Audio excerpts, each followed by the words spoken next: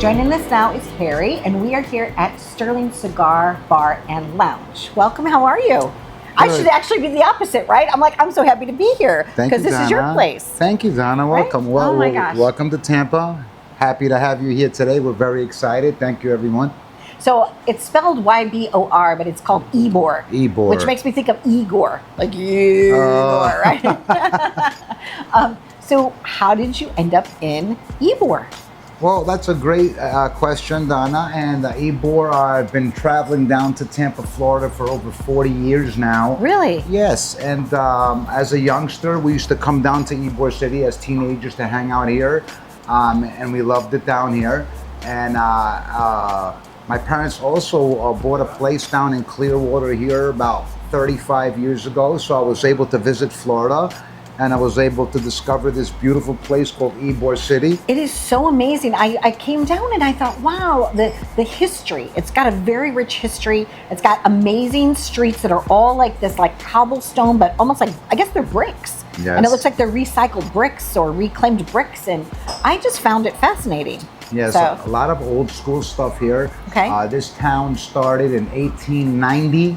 Okay. The parcel's about 40 acres. Okay. And Mr. Ybor Martinez himself, along with another philanthropist from New York, Ignacio Haya, financiers, came down here back in 1890, 1892, purchased this parcel down over here, and bought the cigar capital here to Ybor City.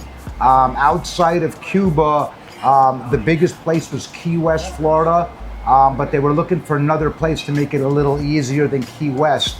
So the Tampa ports here made it very convenient to bring their factories over here and get everything rolling over here. So he started out, and the way he lured workers here, Donna, was the promise of a job and a house, okay, and was able to lure people from all over the world. So they can build this little city known as Ybor City, where we stand now. Yes. It's very exciting. Now, growing up, I always thought that cigars grew on trees. Like, have you ever seen like the cigar tree where there's a tree and it has like the hanging things that look like cigars? I always thought that that's where they came from, but that's not true, right? No. So what makes a great cigar? What do we have this sample cigar here, correct? Correct. Okay, teach us. Okay, so in my hand here I have a Fuente cigar, which is a good quality cigar. In my opinion, and in most cigar people's opinion, there's 3 to 4 things on the cigar. I would say one is the construction of the cigar, making sure when it's rolled that there's not a lot of inconsistency as far as the veinage goes, or any rips or tears. The cigar's got to be constructed well. That's up to the roller and how he puts that together. Another thing with the cigar is the draw. It's got to be a good draw, because if that thing is not pulling smoke and it's not a good draw, you're not going to really enjoy it if you have to work for the smoke. Okay. And I would say the most important thing is the taste. We want to get a good taste in cigars so we enjoy it and we want to smoke it again. So the taste is very, very important on the cigar. And each cigar has its own unique taste, Donna. And that's all. Every company has its own individual process how they make the cigar, and there's a formula.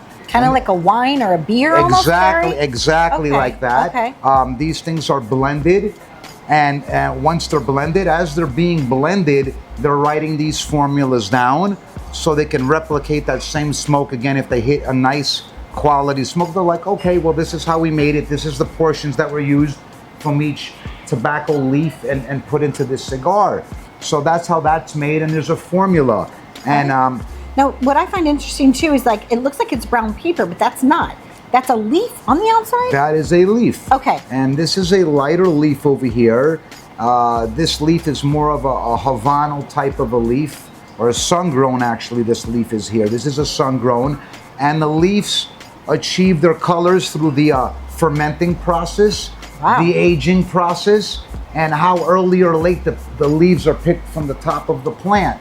The longer I leave the leaf at the top, which is the ligero leaf, that's going to become darker. It's going to ripen. It's going to drip oils and make that cigar bolder. Okay, if I pick leaves from the bottom or early pick the leaves, it's not going to be as strong.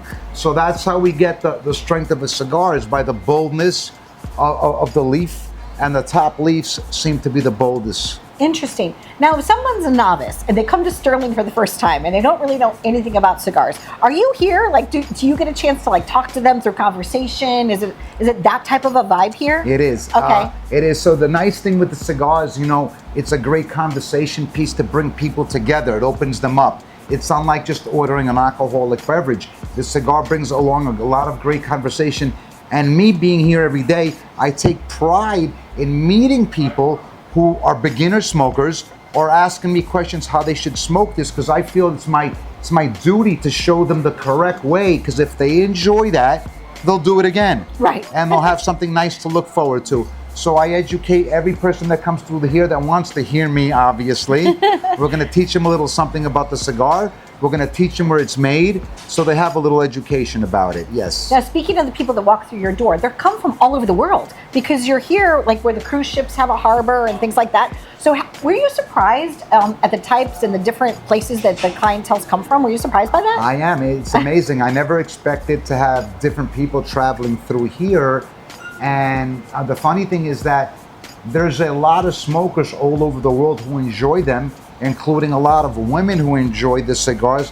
We get the majority of our customers here on the weekend, I believe, are women in here. Okay. So they love cigars as well, and it's great to watch everyone smoke. Okay, so we have people, beginners, we have experts, but at the end of the day, it doesn't matter if you're an expert or a beginner. A cigar is about the experience. It's about having a good time, for us to share about life. Okay, so we're gonna sit and we're gonna talk a little about each other, and I want to get to know about you, and you're gonna want to get to know about me. Okay. Last night I witnessed some business deals going down actually between people. They're like, oh, well, this one, somebody came here to celebrate. They were a bachelor. They're getting married. Somebody else is celebrating a business deal. So there's a lot of different activities that happen here. You also offer live music on some nights. We do. We have music, live jazz here 5 nights a week. We bring in some great talented artists. We're lucky to live here in Tampa. We got some of the greatest artists here as far as jazz, and they come to us, and we're grateful to have them play here. We have Grammy artists that come here. I noticed that. Yeah, I was yeah. like downstairs on the really cool like chalkboard. It's got like the drawing of your logo or whatever, and it's got like, I was like, oh, Grammy, and I was like, wow, that's pretty impressive. Yeah. So high quality artists, also up and coming, and Correct. a variety of people. Correct. We get American Idol contestants. We get Grammy nominated artists as well. And the great thing is we offer a beautiful venue here where there's a lot of exposure. A lot of these guys that we bring in here, the truth is that we can't afford some of these guys, but they love to play here anyway. Yeah. So we're very fortunate to be here. It's a really cool vibe. Yes. And you've got like terraces out the front and out the back. You've got open patios and things like that. But you also have a very high quality like Airbnb. Yes. And I know that firsthand because I got to stay in your beautiful accommodations, but Yes. top notch. Thank you very, Right? very much. Yes. We have a beautiful luxury Airbnbs downstairs that were designed by my wife and put everything together. This building is the cigar building. Okay. We offer luxury hanging out. What's nice too is that each of these luxury Airbnbs has their own like patio, their own little terrace to go out on. That's right. So each one has its own patio. We have some nice chairs out there, and we have some ashtrays.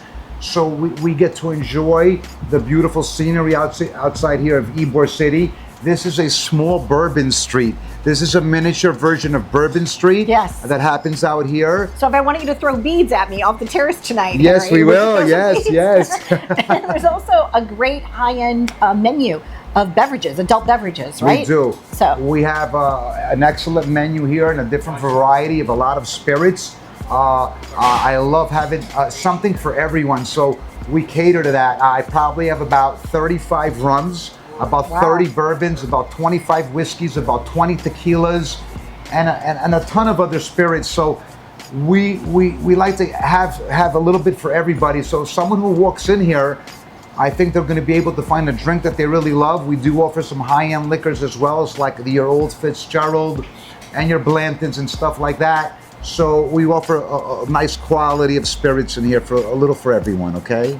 Cigars and guitars. That's how we started this place. I play guitar, and I wanted people to be able to come up here, especially musicians, where they can come to a place and pick up a beautiful Fender Stratocaster to play for a couple of minutes or an hour. Right. And it's the only place in the world that I believe that you can just take it off the wall. take a guitar off the wall, have a bourbon in one hand, a cigar in the other, and enjoy yourself and have some fun in here. We're gonna rock it out tonight, right? Yes, we are. I can't wait. Stay tuned for more. We're living it up right here with my dear friend Harry. You got to be here. It's on 7th, right? Yes. 7th and Ybor. It's a great place to be.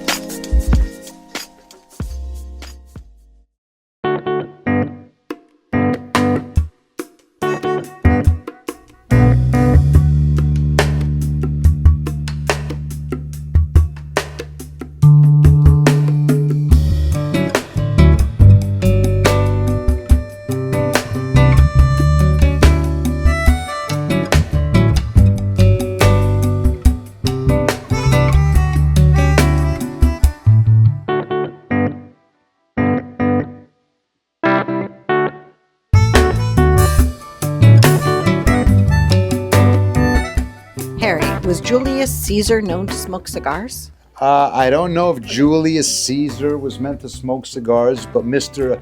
Julius Newman was meant to smoke cigars. Okay, so talk to me about it. This is the J.C. Newman tobacco factory here in front of us that you see here.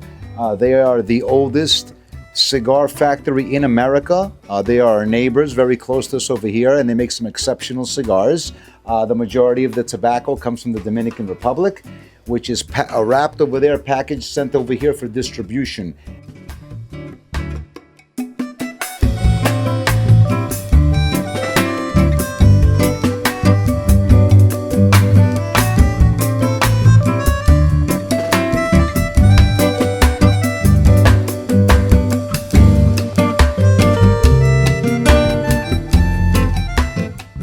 That's one of our local friends from here. Also, the Arturo Fuentes Cigar Company right over here. One of the best cigar companies in the world.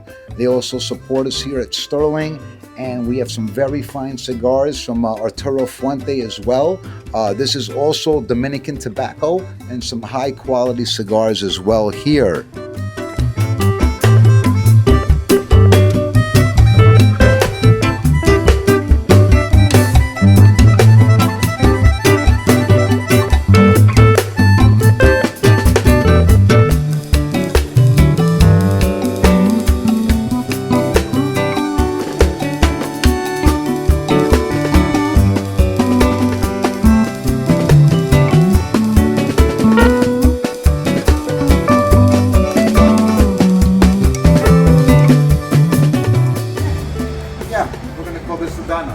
Donna. This is the Donna for today, yes. This is a All Fender right. Stratocaster, one of the most popular instruments on the planet. This is a Jimi Hendrix special right here. Ooh. And there you go, except Jimi Hendrix played it upside down and backwards. Prodigy of his time. There you go. Indeed. All right, let's go play.